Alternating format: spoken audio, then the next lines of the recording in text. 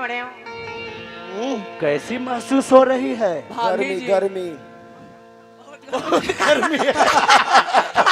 बहुत, लेकिन सच में गर्मी है। अच्छा ही लौंडा करने से मिल गया आपको? लौंडा चुनरी। चलिए अच्छा है। ये लौंडा चुनरी।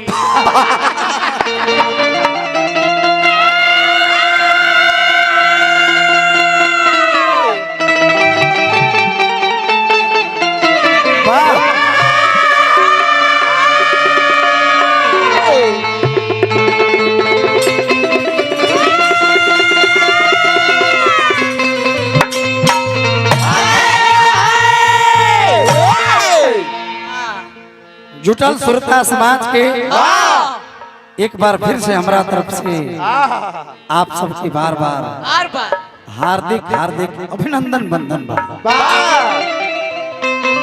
अभी सुमिरन वंदना के कार्यक्रम रवा सब सुनते हैं।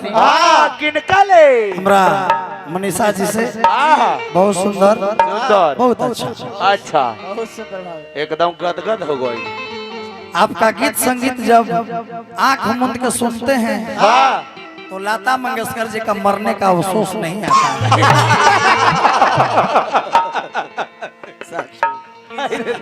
सही बात। इनका इतना सुंदर आवाज है कि जब ये गाती हैं और आंख मूंद के सुनिएगा तो लता मंगेशकर दीदी का कमी नहीं खलता है। नहीं। दूसरा लता जी का जन्म धरती पर हो गया। बजावे के मौका मिलल बा। सावरी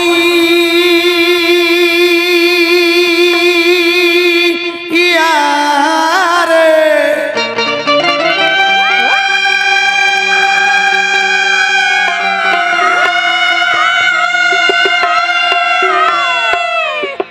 सावरी सावरी सवरिया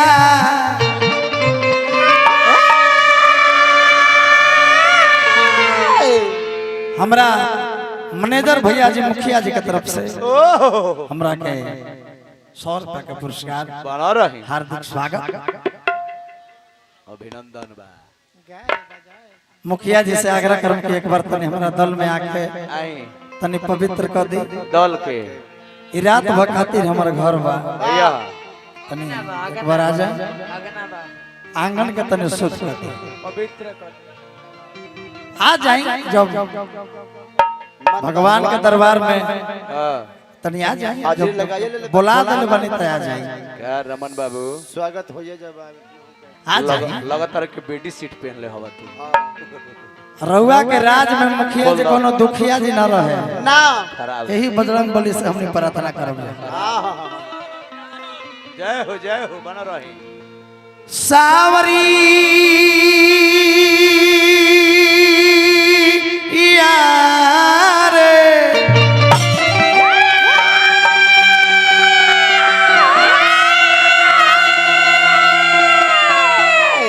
सावरी सावरी सवरिया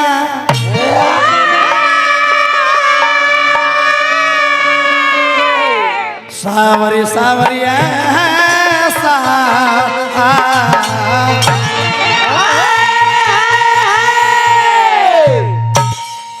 पहले एगो हनुमान पठा के लय एक बाद अरबा सबके कथा प्रसंग की ओर चलो।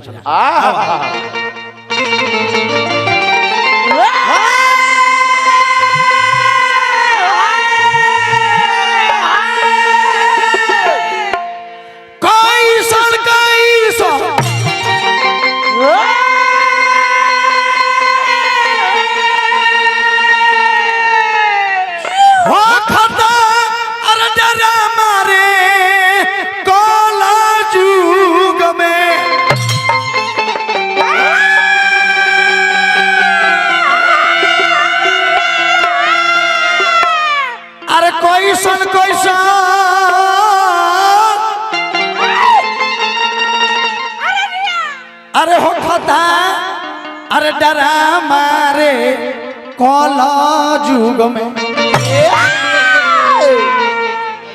कल जुग केवल नाम आधारा आधारा आ सुमरी सुमरी न उतर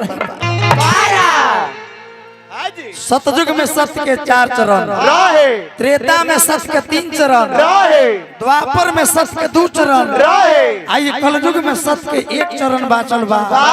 जहिया 1 चरण भी समाप्त हो जाए तो ई धरती ना रही, मुखिया जी धरती रसातल में चल जाए, धरती राख हो जाएगी। सब ईरान नियत संजय रामानंद गंगा में स्नान करके, कमेटी महोदय, गर्जिया गंगा में स्नान करके हम लिबास बदल सकते हैं। है गंगा में स्नान करके हम लिबास बदल सकते हैं, है परंतु हम मजदूर किसान का बेटा बेटा पसीना में नहलाकर इस भारत देश का इतिहास बदल सकते हैं।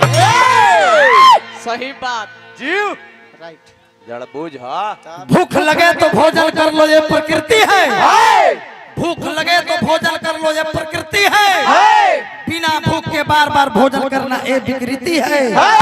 और अपने भूखे रहकर किसी भूखे को भोजन करा देना, यही तो हमारा देश का संस्कृति है। सीखा मनीषा बुझाई तब नो अभी लड़की बाड़ी तू ये एगो लड़की हो के हाँ अब कोरस वाला बोल रहा है कि गांजा नहीं पिएंगे, गांजा पीते हैं तो हमको ये बढ़ने लगता है। अब किसको दोस्त दीजिए? किसको किसको लड़की के कि लड़का के बताइए। लौंडा के दोस्त दिया जाए। मैं दलवे खत्म बालू आप एक लड़की हैं, नारी हैं, है नारी को हम सब भारतवर्ष में सम्मान करते हैं। जी, हाँ। समझे भाभी जी। तब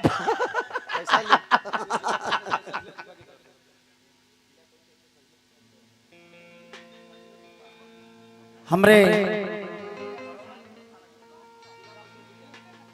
जिला परिषद जी हमारे बबलू जी के संजले फूफा जी की तरफ से, चलिए हमारे भी फूफा लगेंगे, हाँ उनके तरफ से 100 रुपया का पुरस्कार। हो जाए। अर के कल जुग में,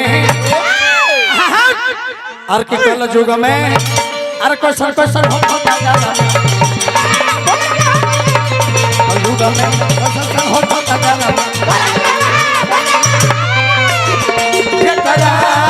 बिगड़ी है वो लोग का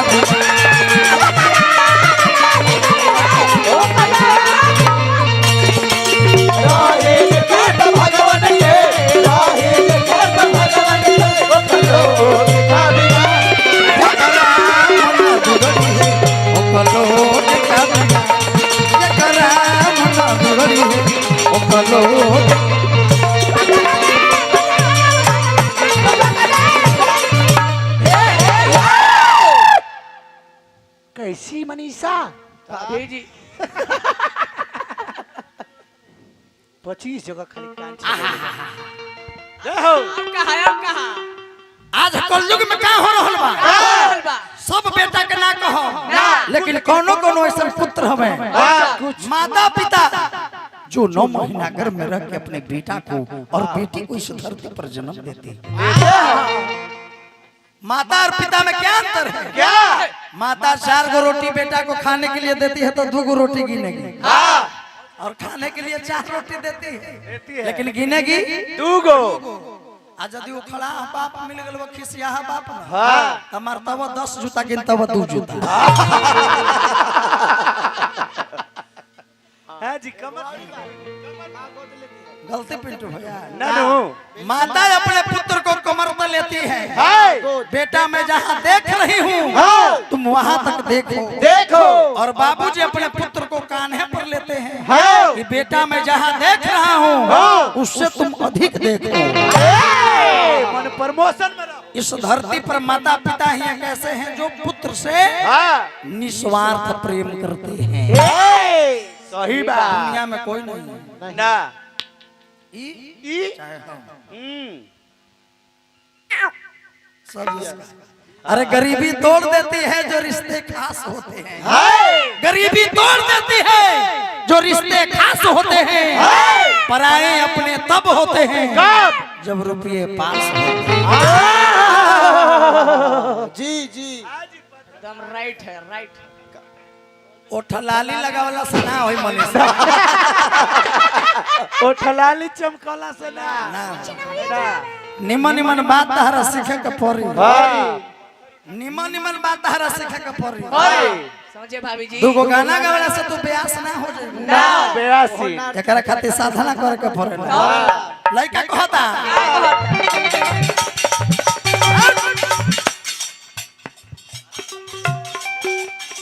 प्लेन मूर्ति सिंगल मूर्ति तनी जगह कम बा उतने में खेला कर लो उतने में।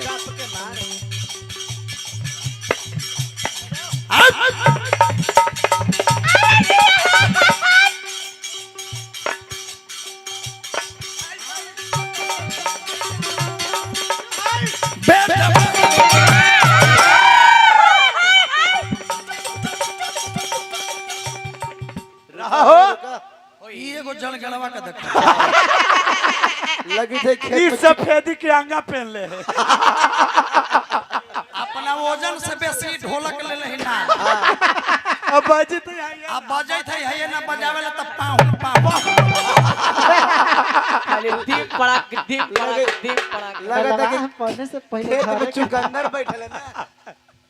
बाप रे बापी रुक ना चांदा मांगे आला है ये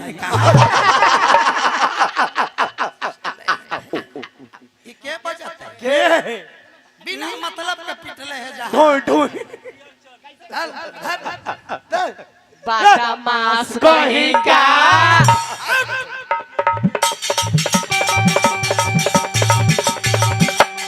जियो श्रीकांत चल जाओ जाओ पगला।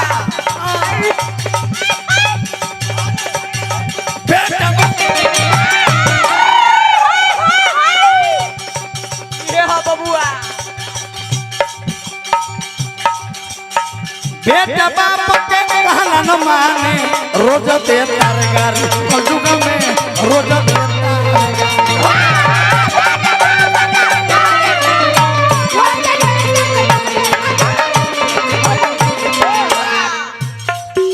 निमन पतिया कहले अरे पर कमलवा सोनी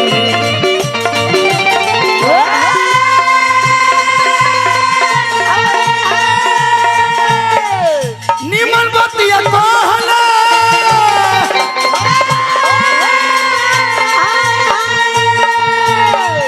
हर कुंवर कमलवा सजी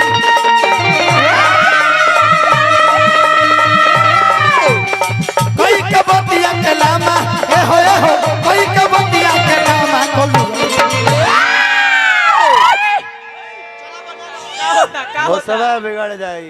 गाना बजाना में सेटिंग होना चाहिए रामानंद खिला अरे के कल युग में ले ला बनारसी अरे कैसन हो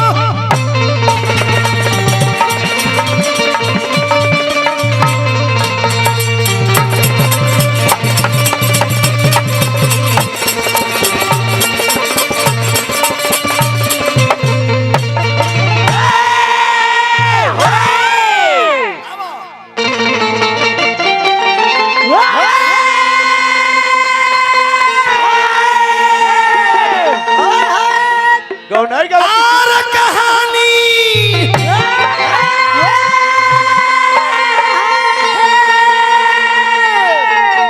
अरे कहानी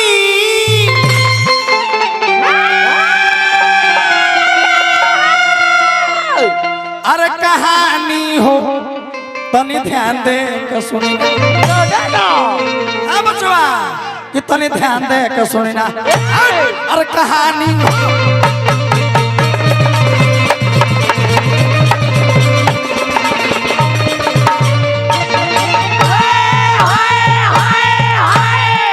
अरे कहानी सभे लोग जानत बा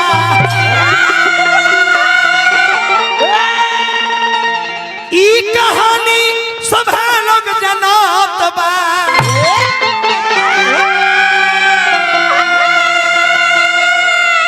आहो रउआ सब बैठल बानी ज्ञानी और जय हो त तनी ध्यान दे के सुन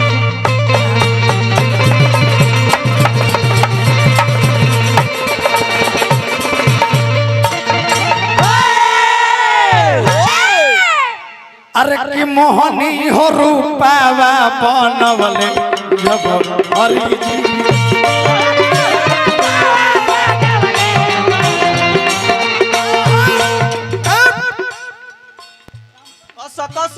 व्यास। कसक के फरफराए लगो। बात हो समय के बाद समय के कि जब समुद्र के मंथन भई 14 गो रत्न निकलल। माता लक्ष्मी के भी वही समुद्र के मंथन से हाँ कथा प्रसंग हमारा बजरंग बली जी के हनुमान जी के जन्म की कथा हम सुनावत हैं। हाँ सुनी सब। जी जय हो।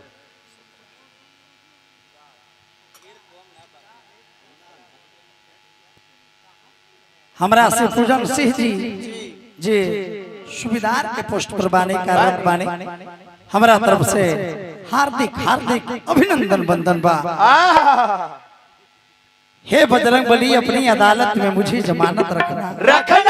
हे वीरों में वीर महावीर जी अपनी अदालत में मुझे जमानत रखना। गुड्डू हलचल यादव इस धरती पर जिंदा रहे चाहे ना रहे, लेकिन रतन टोला के जिला जवार के सभी सम्मानित जनता जनार्दन को सही सलामत रखना, सही सलामत रखना, सही सलामत रखना। सही सलामत। अरे की मोहनी हो रूपावा बनवले जब हरि जी,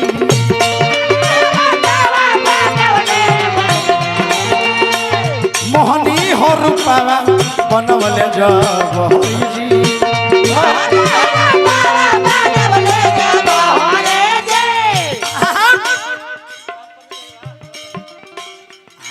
कवि के का भावा कहाँ बबुआ? कतना ले कोरी हम खान जी,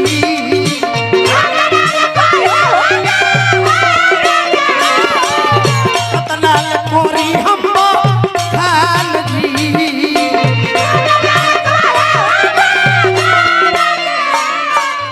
मोहनी रे रूपावा बनवले जो जी,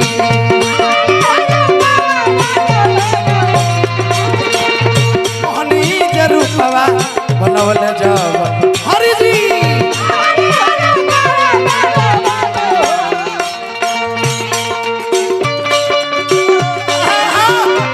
क्या बात है?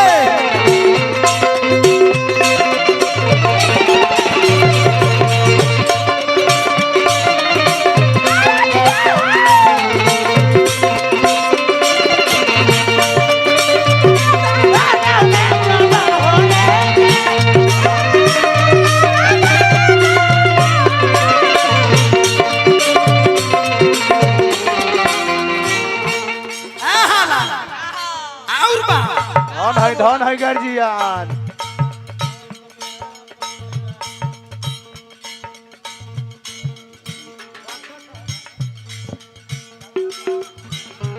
हमने के डॉक्टर साहब भगवान के दूजे स्वरूप रूप बानी, हमने के बबलू भैया जी के चाचा जी बानी। हार्दिक हार्दिक अभिनंदन वंदन करब। बना रही।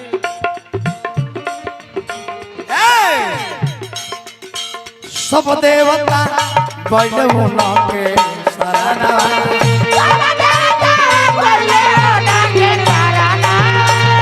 सब देवता बाटे उनके शरणा।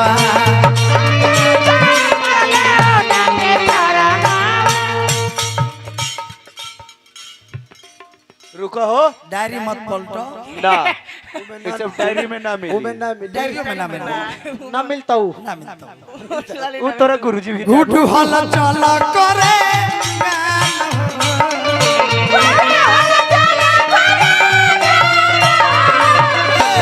गुड्डू हल चल करे गान हो निर्माण बना के होइल।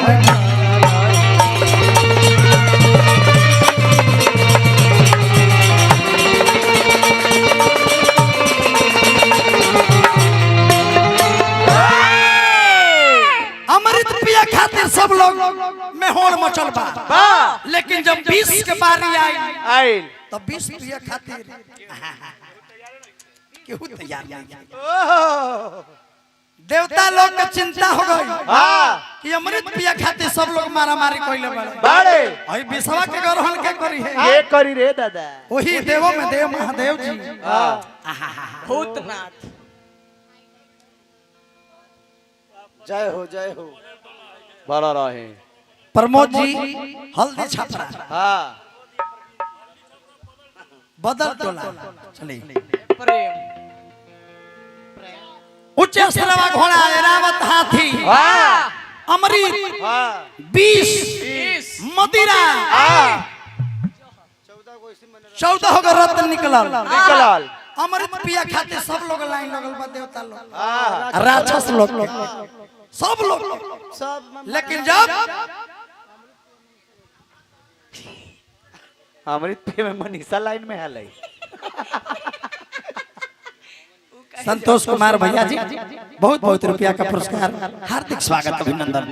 आज 20 रुपया के बारी केहू देवता लोग तैयार नहीं हो देवता लोग बोले कहां बा देव महादेव जी के शरण में का बाबा अरे कि आइल बानी रउए के दुआर मना रहो बबुआ ए जे हमने के ई माई बहन लगावे ये गीत हो देहाती गीत हो पुरान गीत देवता लोग बोल बड़े कि आइल बानी रउए के दुआर अशिव शंकर दा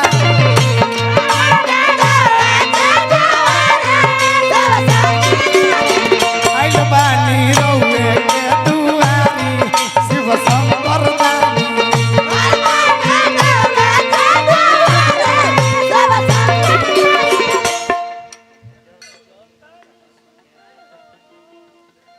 मेजर के पोस्ट पे बानी पद पे बानी सत्यवेंद्र सिंह जी सत्यवेंद्र साहब जी मेजर जी 100 रुपया का पुरस्कार भेजले बानी बड़ा रही मेजर साहब हार्दिक स्वागत अभिनंदन। जय हो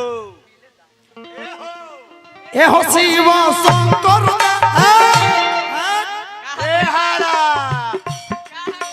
भोजपुरी गीत में नारदी में गायत्री ठाकुर जी और भिखारी ठाकुर जी का दोनों का महत्व लिख लागल ये गायत्री बाबा के हो ए हो शिव शंकर अरे हो शिव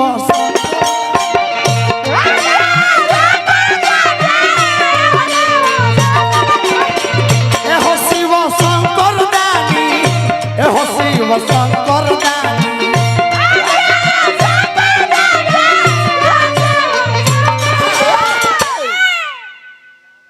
जटवा में गंगा मोहर शिव शंकर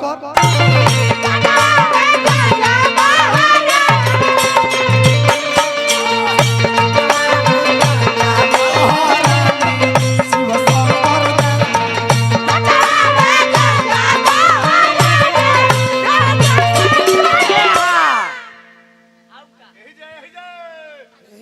यही जा नोट निकल गए जगह पर ब्यास जी नहीं एगो माला पे आई गर्जिया दल में भले ही रवा खिसिया हवा है लेकिन दिल के साफ है आई भोले भोले दाने हैं भोले दाने अरे वो पहने को ले रहने काहे के बात ओ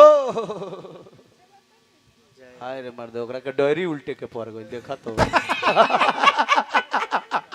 सब नकली ब्यास है यार। हल्दी छपरा कुंदे जी कुंदेव जी बहुत बहुत रुपया का पुरस्कार कथा प्रसंग पे कहले कि रउआ यदि 20 ना पियम तो है देवता लोग के है संसार के कल्याण ना और शरण में आइल बानी चरण में आइल बानी वही समय शंकर भगवान जब विष पियले बारे कंठ में जब अटक गइल बा नीलकंठ नाम पड़ल बा हालांकि माता पार्वती मना भी कइली है लेकिन देव महादेव जी मनले ना देवता लोग कहता रहे विजेंद्र गिरी जी के गुरु गौतम तूफान का भाव लागल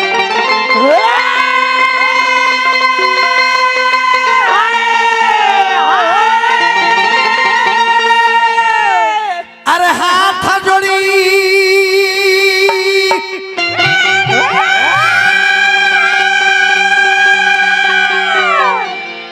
अरे के पारी ले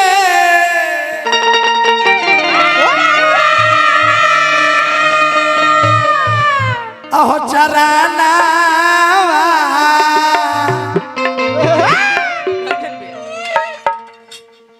ए भोले बाबा ए हो भूतनाथ दुगु एकदम चला छपरा दिला अरे मानी ना बचा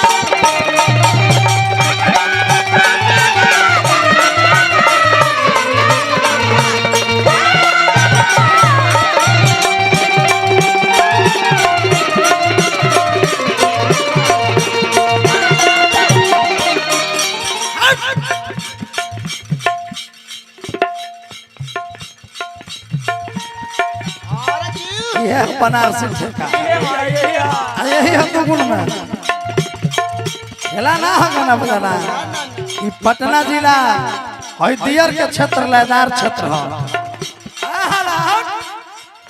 मैं ही मारो रवा बिना जगह के होई ना कोले हो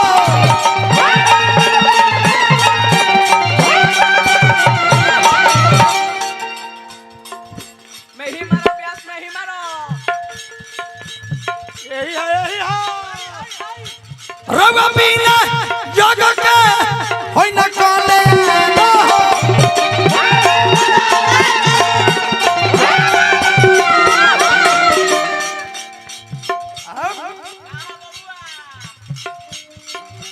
गुडू हम चल ज्यादा गवल और गाना सुनो तो आगे के बजा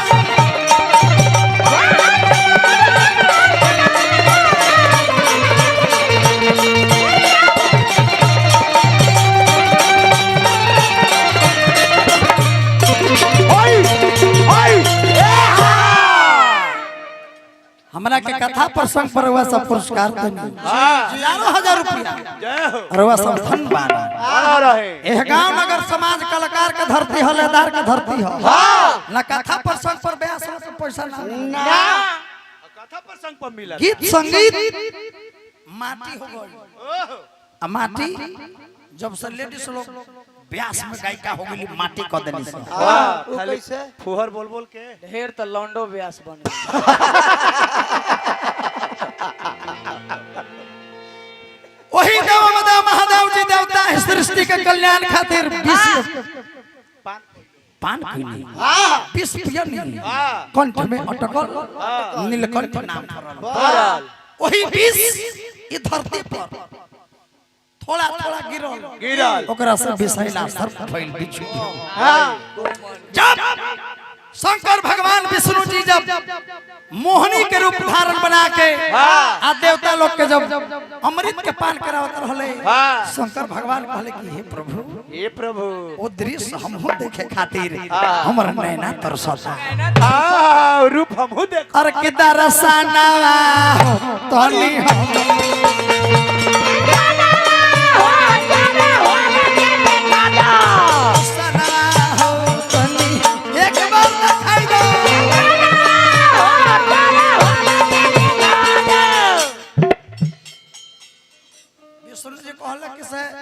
के फेरा में मत रह जाए दो न दिक्कत हो जाए दिक्कत में पड़ जाए दिक्कत में पड़ जाए रूप देखला जा वो रूप अब छोड़ी वो जोन काम खातिर हो गई अब रहुआ काम के आगे मत बढ़ाई ना लेकिन शंकर जी के याद रहे कि जब राम जी त्रेता युग में जन्म लिए कौशल्या के गर्भ से मन ही मन शंकर जी के ग्रहवा रुद्र से अवतार लेले हनुमान जी इनकर जन्म के कथा नाना प्रकार का बा वही शंकर जी कहले श्री हरि जी विष्णु जी से कि दरसना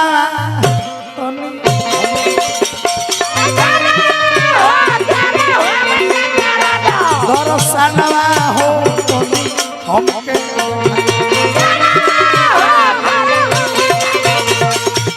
हमारो नैना दरसतबा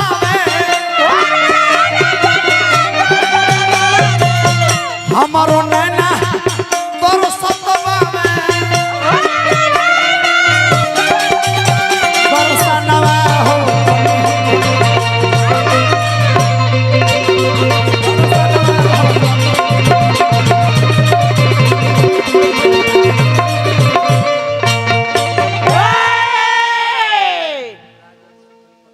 राजद सुप्रीमो लालू प्रसाद यादव जी बहुत बहुत रुपया का पुरस्कार।